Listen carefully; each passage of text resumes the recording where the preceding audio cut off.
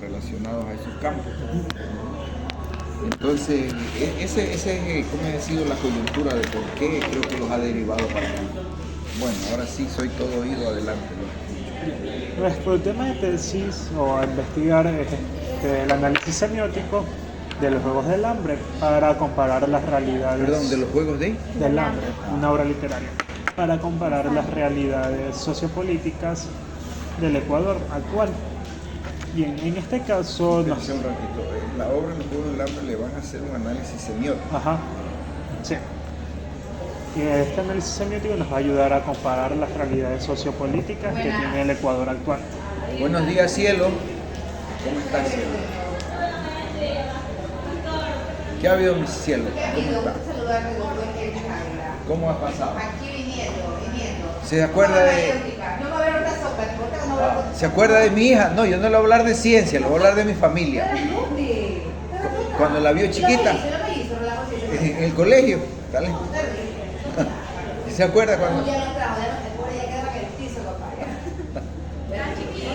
Eran cositas así mis mellizos, ¿no? Ahora son grandotas, unas cosotas inmensas. ¿Y de la niña se acuerda cuando fue al Hokkaido? En la PUSE de Puerto Viejo. No, ya vive, allá vive. Le entiendo. Calor y tráfico hoy. ¿Ah? No se quieren los chupamangos. Prefiero comer pescado. Bueno, entonces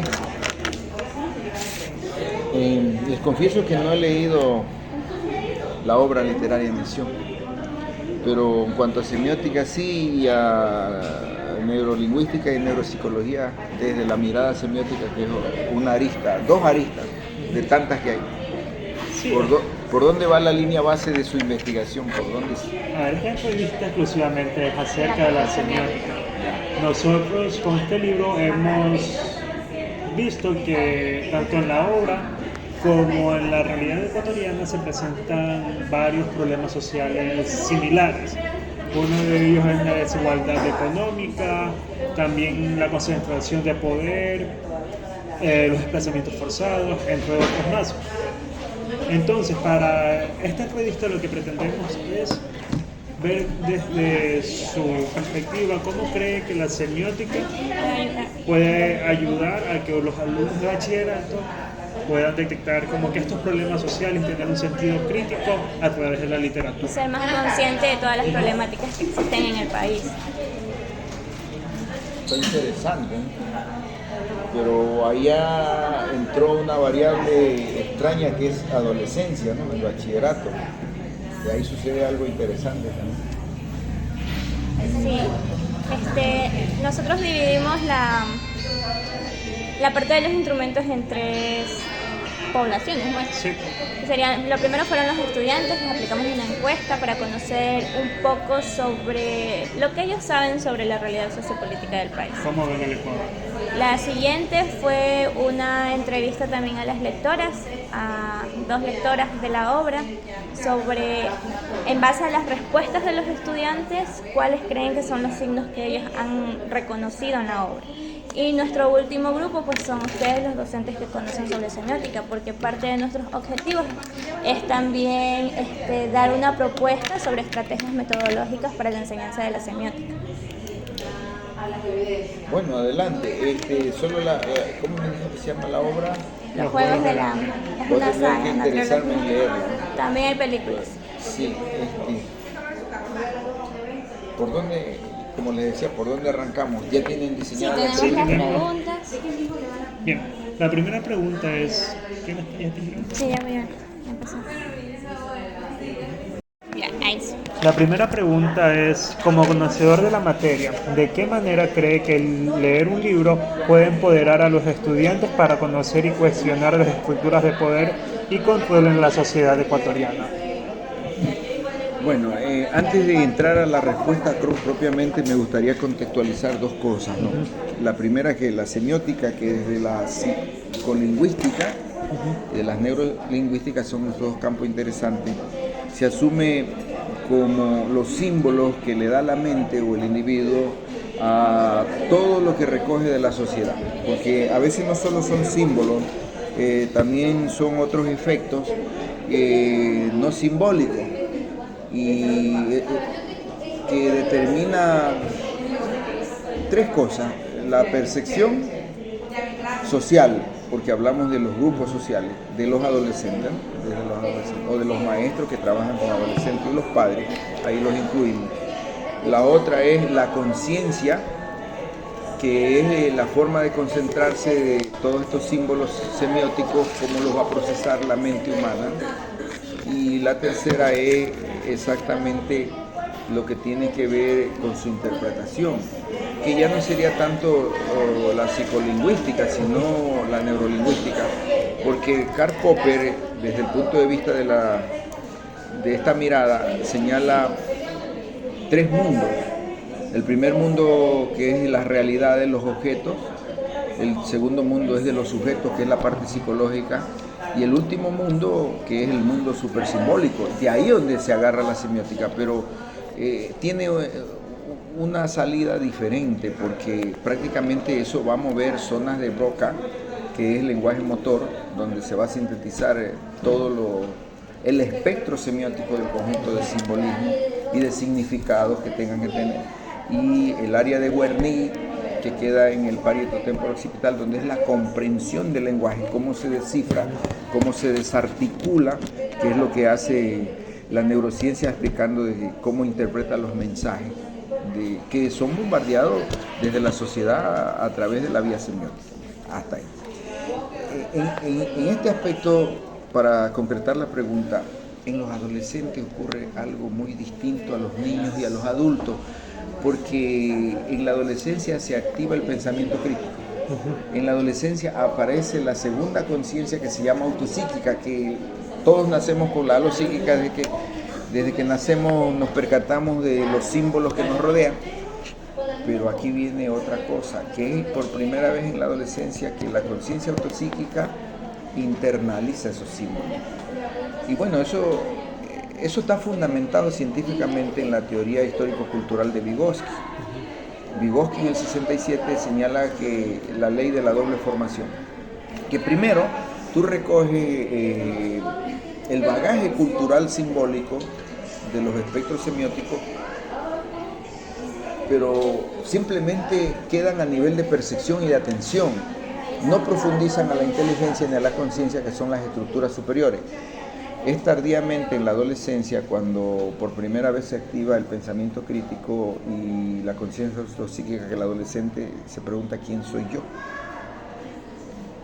Y eso es importante, porque esa respuesta se la da la semiótica, y se percata que por primera vez que ocupa un lugar en el espacio.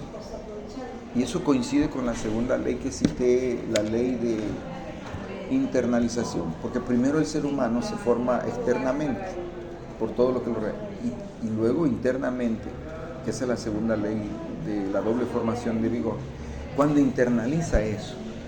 Entonces en el adolescente ocurre alguna cosa especial.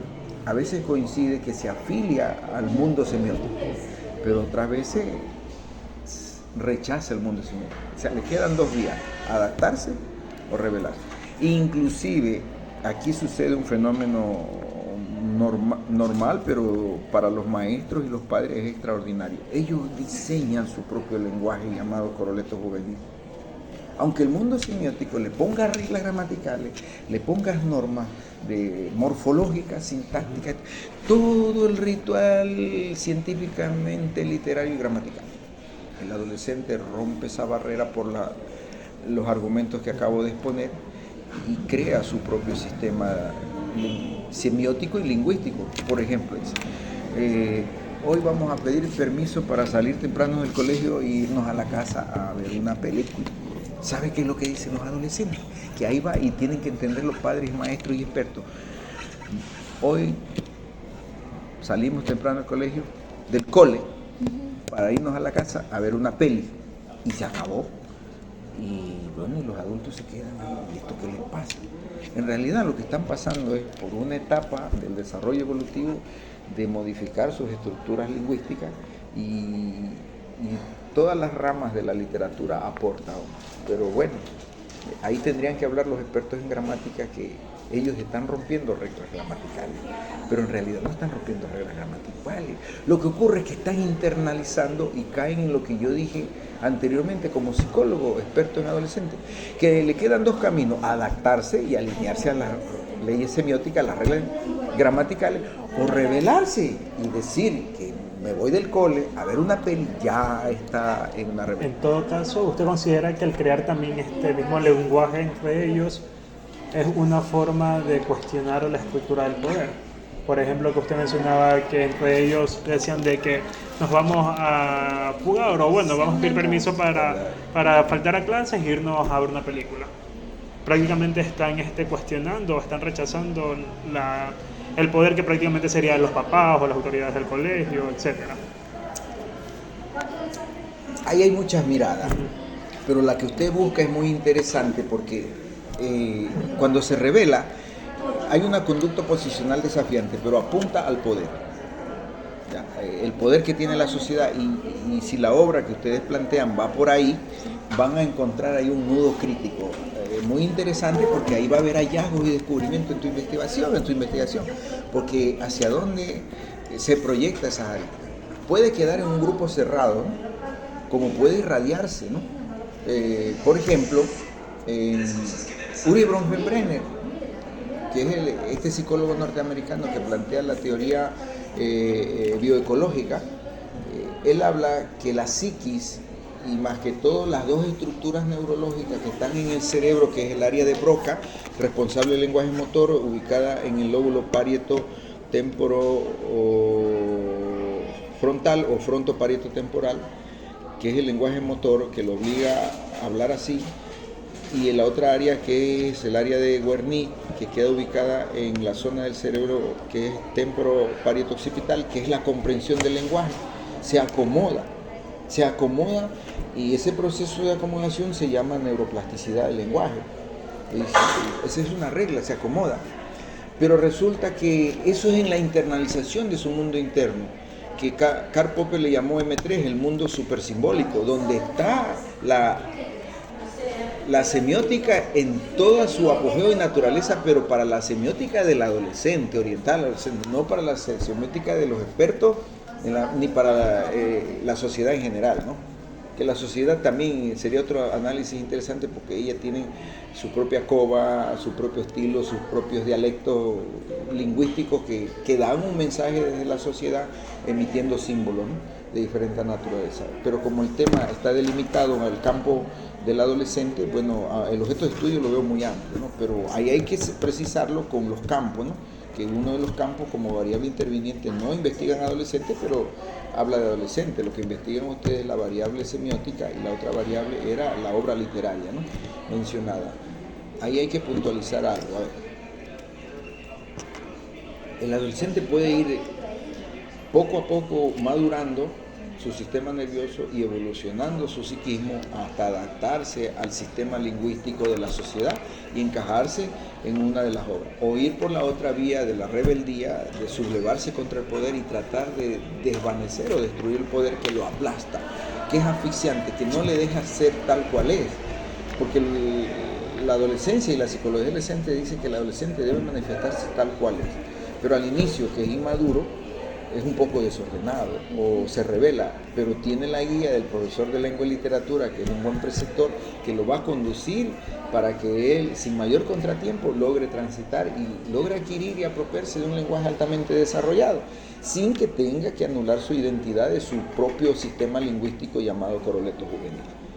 La sociedad tiene su propio coroleto, los adultos tienen su propio coroleto, pero el adolescente es el que le va a marcar para el resto de la vida. Se van a alinear las directrices didáctico-pedagógicas de las materias, de matemática, de lengua, de biología, de ciencias sociales, de estudios sociales, porque tienen nombre científico. Y él se va a dar cuenta que en la obra literaria que habla de la sociedad, como que ese lenguaje no es conocido para el adolescente. Y esa es la vía que lo va a ayudar a adaptarse. Más bien la otra vía de la estructura de la novela lo va a ayudar a revelarse, ¿no? Por ahí va a entrar. Pero bueno, ahí hay que sacar conclusiones, el producto de los hallazgos, para dar recomendaciones a los padres y maestros. Bien, continuamos. ¿Cree que si un estudiante lee un libro que toque temas de manipulación mediática en un contexto político, el estudiante va a poder desarrollar una opinión crítica frente a estos problemas, a esta problemática? Claro, siempre y cuando se trabaje desde el aula y se refuerce el hogar la conciencia lingüística. Y justamente esa conciencia autopsíquica, por ser inmadura, coincide con la obra, se orienta despiadadamente o se subleva contra padres y maestros, que son sus primeros preceptores lingüísticos. Y ahí está lo que yo les había indicado anteriormente. Si ustedes revisan la teoría de Wilhelm, el ambiente, él le da un rol, un papel preponderante al ambiente en la formación del psiquismo, de la estructura psíquica, y habla de que los primeros que influyen en desarrollar la psiqui es la familia, y le llama microsistema. El microsistema social es que influye. Luego la escuela, la iglesia, el barrio, el mesosistema, y finalmente la sociedad, donde está el exosistema y el macrosistema, que es el Estado, ¿no? Todos mandan patrones lingüísticos desde diferentes aristas, entre ellas la semiótica, que manda sus símbolos propios, que luego reemplazan. Por ejemplo, ya no tienen que escribir dinero, sino que escribir el símbolo de lo que significa la moneda o el dólar, y ya se tránsito. Bueno, encontrará que algunos no se afilian a su ideario de adolescente, no se afilian, y eso hace que trascienda. En esa ley de la doble formación, en atención a su pregunta, si se lo ayuda a madurar, a tomar conciencia lingüística, se va a canalizar adecuadamente. Si no es atendido, bueno, se va a desadaptar y es probable que llegue a rebelarse, ¿no? Inclusive con los sistemas lingüísticos.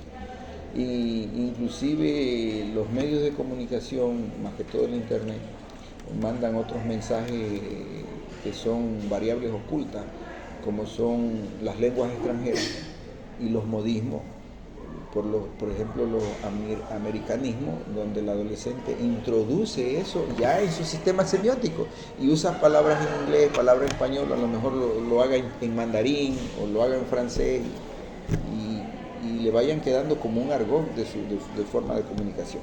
Hay comunidades de grupos específicos como los emos que crean su propio sistema lingüístico y se conectan en clave, ¿verdad?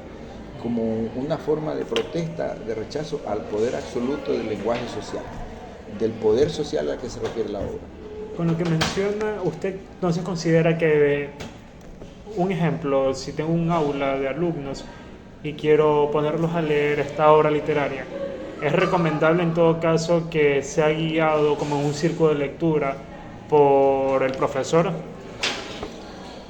Bueno, sí soy partidario del círculo de lectura, pero mejor es la lectura guiada o la lectura dosificada, ir de lo concreto, que es lo inmediato al adolescente, a lo abstracto, y ir avanzando hasta llegar a una lectura científica o a una literatura, a una lectura estética, que es la literatura, donde haya que introducirlo por las galas del lenguaje o por la exactitud lógica del lenguaje, que es el lenguaje científico.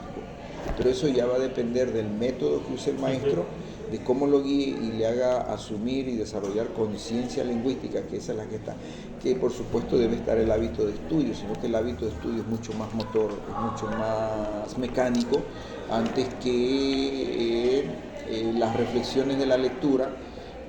Puede ser la lectura comentada, ¿no? Antes que los círculos de estudio, porque en la lectura comentada se le pasa la palabra al adolescente. En los círculos de lectura se sigue un método ceñido y todos tienen que acatar. Entonces tiene que jugársela porque hay que darle ese espacio, ¿no? Pasarle la palabra al adolescente. Entonces la lectura comentada, aunque también quedan los debates, porque la obra se la puede dividir en pro y en contra y se organizan los grupos que van a debatir, los que están a favor y los que están en contra. Entonces ahí va a salir mucho más producto de lo que se espera y a lo mejor se llegue mucho más lejos, porque ahí se le va a inculcar valores, por ejemplo, la humildad en un debate sobre la obra.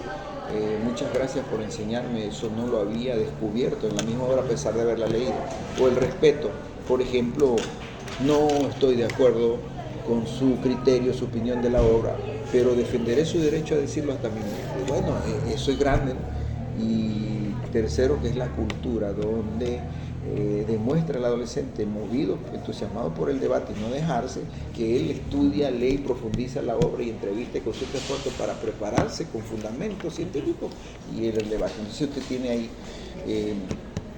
tres elementos importantes que pueden ser competencias y desagregarla o habilidades lingüísticas para la formación, más que todo lo que usted preguntó, que es hacia allá donde se quiere ir, ¿no? Ahora sí, tocando directamente el tema de la semiótica, ¿qué papel juega en ayudar a los estudiantes a entender y reflexionar sobre la desigualdad económica e injusticia social que existe en el Ecuador?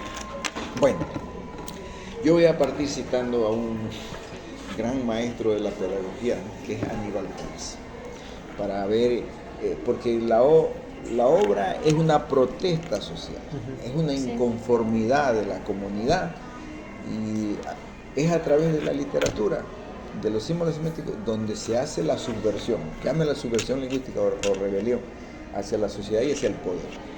Aníbal Ponce decía que la actitud insincera de un adulto, ahora imagínenselo eso, maximícelo en la sociedad, puede provocar cambios en el comportamiento y en la formación del adolescente. El adolescente, por la edad en la que arriba, por lo que deja de ser un niño para convertirse en un hombre, deja de ser una niña para convertirse en una mujer, ya tiene por primera vez pensamiento crítico y se vuelve muy sensible a las injusticias sociales que están escritas en la obra y que puede él imaginar que son abstraídas de una realidad que el autor, el artista, el literato las plasmó en una obra literaria. Él se da cuenta de eso. Los adolescentes no son. También se dan cuenta de la contradicción de los padres y maestros y de los adultos en general, ¿ya? Y súmenle algo más importante, que eso sí podría estar en las raíces mismas de la obra, que es la sociedad. La sociedad tal como la vivimos peca por teorizante. La sociedad se maneja, en palabras de Aníbal Ponce, revisen Aníbal Ponce en Educación y Lucha de Clase para que citen ahí, que el adolescente lo que jamás perdona es la contradicción entre lo que el adulto dice y lo que hace. Y eso es lo que lo lleva a rebelarse. No es que él nace congénitamente con rebelión, ni que ese símbolo patológico y distorsionado que la sociedad injustamente lo califica y lo etiqueta como la edad del burro, es una mayor de las injusticias que se hace, y más las que vienen, le dicen que cuando en realidad lo que está pasando es todo lo contrario. Es la actitud insincera de la sociedad y de los adultos que lo lleva al relajo, porque él jamás perdona la contradicción entre lo que el adulto dice y lo que hace. Y eso no es para culpabilizar desde mi entrevista al padre o a los maestros, porque ellos andan culpándose que la educación viene de casa, la educación lingüística, no, que el hogar es el responsable, y los padres reclaman que los educadores, los maestros de lengua no les enseñan, y bueno, y se estancan ahí. El problema no va por ahí, es la sociedad en su conjunto, es el sistema educativo que peca por teorizante. Vamos ahí, tú le enseñas que no mienta, cuando llega a buscarte la persona que te vendió el libro y le debes, tú le dices al adolescente, dígale que no estoy. Y el adolescente no es tonto, se da cuenta y va y dice mi papá, dice mi maestro que no está. Y él se ríe, ¿verdad? Le dices que no venga tarde y que es prohibido emborracharse, que es muy peligroso, y tú apareces a las 3 de la mañana borracho. Ese mal ejemplo, ¿no?, de padre. Entonces se da cuenta que en la lógica juvenil son contradictorios y lleva a la rebelión, y luego se sintetiza porque pensaba él que su padre, que su maestro de su micro sociedad, el microsistema que habla Uribe Fernández, él va al mesosistema o al macrosistema que es la sociedad ya total, o al Estado, que ahí hay más padres y más maestros que hacen lo mismo. Y cuando conversa con sus congéneres, se descubre que también sucede igual. Y todo eso lleva, entonces, yo pienso que esa obra encaja como anillo al dedo, la verdad. Yo no la he leído, pero ahora me dejan tarea a mí y ustedes, que yo tengo que ponerme a revisar un poco de la literatura. Le va a pasar lo que pasó con el psicólogo Freud, ¿no? Que le puso complejo de Edipo a una conducta psicológica infantil, fue porque un amigo en Viena, él triste porque había sido cuestionada su teoría psicoanalítica de anticientífica, se fue al parque y le dice, deja la psicología, abandónala, ven al club de literatura que tengo, y le dan la obra del rey Edipo de Sófocles, y él ve que ahí hay una lucha de padre e hijo y dice, bueno, estas conductas ya ustedes me están mandando ahí como tarea a leer esa obra, y por eso se llama complejo de Edipo, por la obra literaria. Bautizó a esa conducta con ese nombre, y eso no vino de la psicología. Sí, es una forma como la literatura contribuye a la ciencia psicológica, eso está claro para nosotros los psicólogos. Entonces, ¿usted considera que la rebelión del joven inicia desde las pequeñas conductas que tienen los papás dentro de casa? Y se irradia a la sociedad porque él ve que a sus congéneres les pasa lo mismo. Ajá. Lo que les ayuda al criticismo. A ser más crítico. Y llega a un nivel despiadado porque se apunta contra dos objetivos, padres y maestros, que son los primeros y más cercanos, y luego contra el resto de la sociedad. Y ahí se rebelan. Cuando se unen, bueno, ya tienes una percepción social de la que le hablaba inicialmente, pero desde la adolescencia, desde esa etapa de la vida, ¿no? Muy bien. ¿Considera que existe alguna estrategia semiótica para que los adolescentes promuevan una conciencia crítica y una participación activa en los jóvenes frente a los problemas sociopolíticos actuales? Sí, pero esa estrategia puede ir de la mano de los maestros y los padres. La capacidad que tengan los maestros de literatura de discernir los símbolos a favor del desarrollo de la salud psíquica y mental del adolescente, que se tome por desarrollo y no por perjuicio o contaminación, porque hay una contaminación mental, psíquica, de falso simbolismo, de simbolismo distorsionado, de injusticias sociales que percibe. Entonces, junto con los padres, tienen que hacer el papel de catalizador, es decir, discernir, porque ya está en edad de darse cuenta lo que está bien y lo que está mal. Sin embargo, las injusticias no son resueltas, ¿no? Por ejemplo, yo estoy viendo que la sociedad mundial está masacrando israelíes y está masacrando musulmanes por una cuestión religiosa, y todo disputándose la creencia de Dios. Bueno, ahí hay símbolos y mensajes que están llegando y por qué tiene que morir tanta gente, pero hay que explicarle por qué, y que aunque usted no está afectado directamente porque no le van a tirar un bombazo y no lo van a matar musulmanes ni israelíes, allá sí pasa eso, y que allá hay otros adolescentes, y que bueno, lo que pasa allá es un modo de reflexionar, evitar que eso no ocurra, no posicionarse por símbolos religiosos, porque la sociedad tiene objetos identitarios propios de su cultura, pero no deben llevar a homicidios.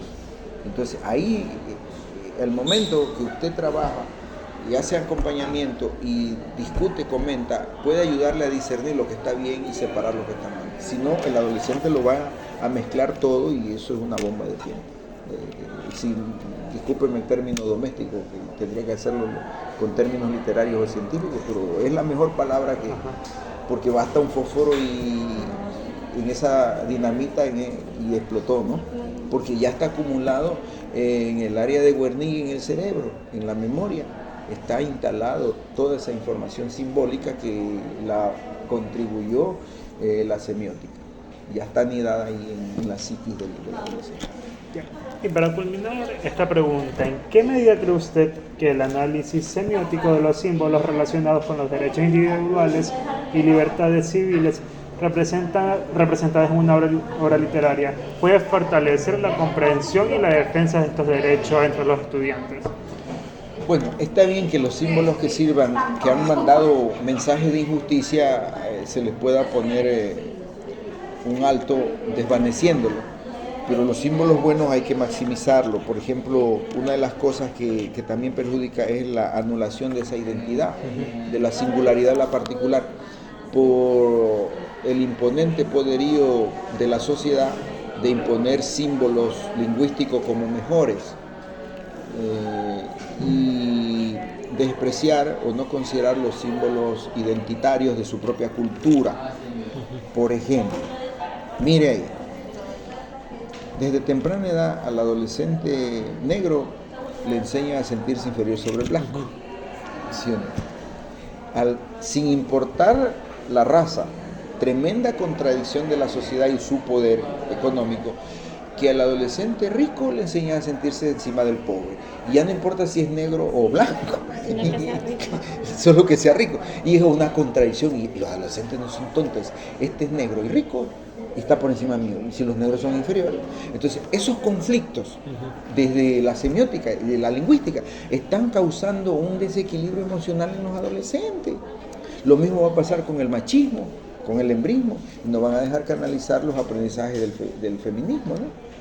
Porque hay una lucha ahí titánica, antropofágica del machismo con el feminismo, y va a seguir con la delincuencia, con la prostitución, con las clases sociales, es decir, ¿verdad? La religión, la religión, ¿verdad? Gracias por hacerme acuerdo, que era la que estábamos hablando, que manda sus directrices, su formación, inclusive los sistemas educativos, que hay religiosos, ¿no? Y hay escuelas confesionales, escuelas laicas, y más que todo una educación confesional, de una educación sesgada religiosamente. Mira, hay un ejemplo en la sociedad de la tragedia en Sri Lanka, ¿no? Por grupos religiosos, como 2 jóvenes musulmanes hicieron explotar con bombas 3 iglesias y 2 escuelas y mataron más gente que en el terremoto de Manta, como más de 500 personas murieron. Todo por una lucha religiosa, ¿no? Entre católicos y musulmanes. Cuando Sri Lanka es una comunidad comercial muy culta, con exquisitos símbolos identitarios, con una cantidad de símbolos lingüísticos enorme, porque ahí no solo están cristianos y musulmanes, están hindúes, están coreanos, están chinos, bueno, están casi todos los países que comercian y es como ruta comercial. Es una de las ciudades con una exquisita cultura ecuménica, tanto religiosa como académica y científica, más que todo comercial. Y ahí está un ejemplo que los adolescentes vieron eso, pero nadie fue capaz de hacerle discernimiento, de orientarle y ubicarlos qué es lo que va a pasar, y qué es lo que deben hacer, qué es lo que no deben hacer, que es donde estamos fallando en el sistema educativo. Porque no quiero culpabilizar a los padres ni tampoco a los maestros, es el sistema educativo que peca por teorizante, porque yo me afilio a las palabras de Aníbal Ponce, porque es un sistema educativo mojigato, que le ordena al adolescente, haz lo que yo te digo y no te fijes en lo que yo hago. Muy sabio, por eso les recomiendo que eso lo van a encontrar. Aníbal Ponce es Sería todo. Muchísimas gracias por el tiempo que nos ha brindado. Espero haber aportado, contribuido un granito de arena, algo pequeño. Me pareció bastante interesante Aníbal Ponce, la educación y lucha de clase. Le quería preguntar, ya apartando la entrevista, si conoce más